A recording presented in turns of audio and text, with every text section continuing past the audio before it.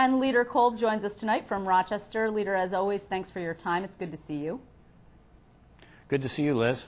So let's get started with the Indian sales tax issue that just has become a pretty big problem. You put out a statement, a very strongly worded statement today, saying that you disagree very strongly with Federal Judge Arcara's decision. Why is that?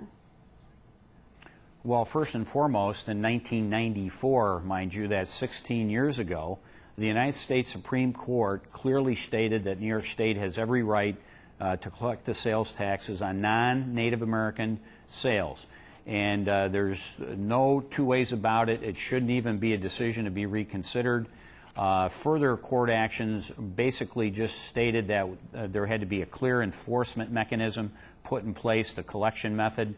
That was accomplished by collecting the tax from the wholesalers to the Native Americans, so that's been answered. So there shouldn't be any delay in this whatsoever. I think, again, we have judges that want to legislate rather than interpret the law as it's been put in place by and reaffirmed by the United States Supreme Court. Okay, but the problem, of course, is that you have a lot of rhetoric going on all sides, and I'd like you to take a look at this ad that ran today. It was actually just this morning in the Buffalo News. Now, it's a little bit difficult to read there, so I'm just going to talk about the high points. First of all, it was from the Seneca Free Trade Association. It's a full-page ad, and you can see the death by taxes part, right? But it says that's not just a clever pun about today's economic times, but an actual threat made by the governor and encouraged by New York City Mayor Mike Bloomberg, who might think nothing about sacrificing Native Americans to make good on promises made to special interest groups and campaign contributors.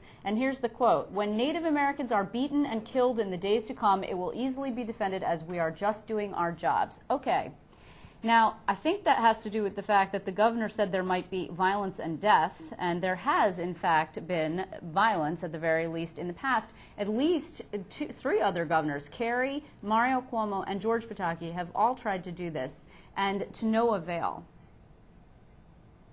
Well, fundamentally, I think everyone needs to calm down and lower the rhetoric, and certainly these public statements do not help resolve this problem. And as you know in my statement, I think the one party that really should be able to resolve all these issues is the federal government and the Bureau of Indian Affairs, which we've called on the Obama administration. And quite frankly, our United States Senators Schumer and Gillibrand have done nothing to resolve this issue because Native Americans are wards of the federal government.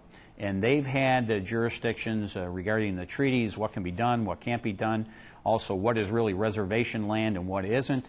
And unfortunately, for the better part of 2.5 decades, Liz, thousands of dollars of taxpayers' money, either at the local level or at the state level and at the federal level, have been spent by lawyers on both sides trying to resolve an issue that the federal government could easily resolve about the interpretation of the treaties, what's really been reconciled and what it hasn't. And all this threats of violence or implied words of violence or threats doesn't help resolve this issue one bit. And that's why I've been saying that New York State now has this problem that they've been trying to solve for almost 30 years, and the federal government, quite frankly, has the oversight responsibility for Native Americans.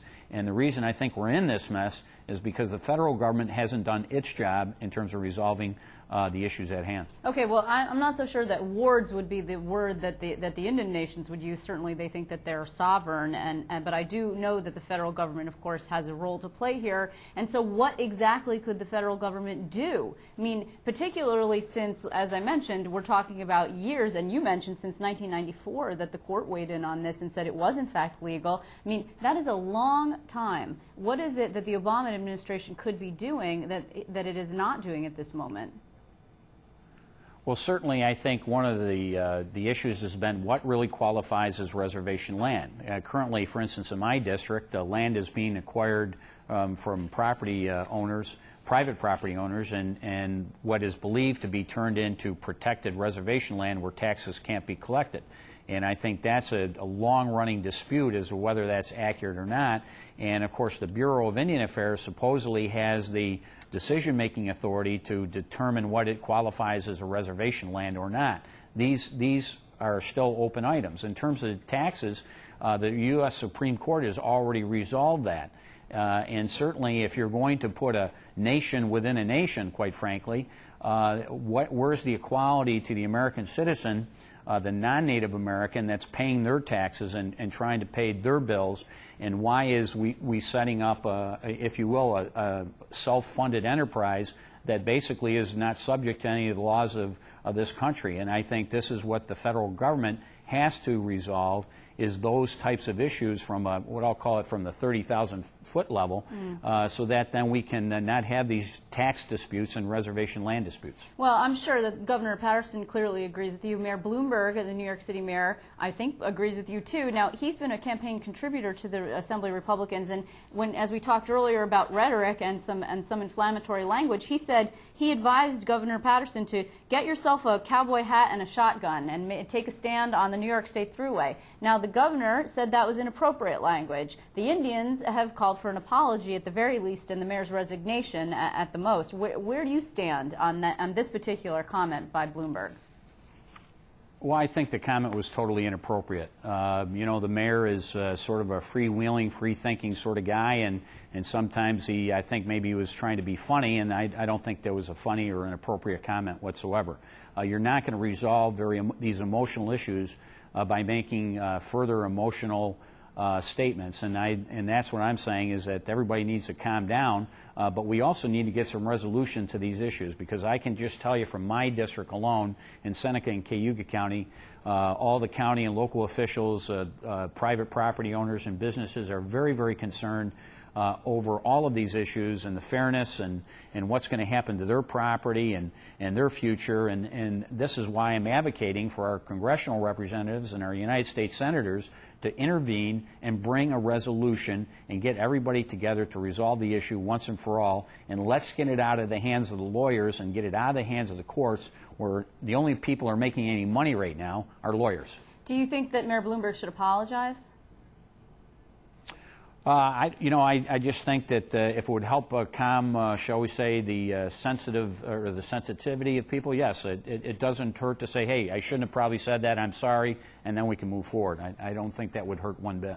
Now, to your point about people making money or not making money, just to illustrate how difficult this has gotten, the New York State Association of Convenience Stores today now has a statement and says, hey, you guys instituted a 58% tax hike on cigarettes, the legislature and the governor, and in exchange for that it was supposed to go on everyone, that went into effect on July 1, there was going to be this collection on the cigarettes that were sold to non-Indians on Indian land. Now they're saying, in light of this court ruling,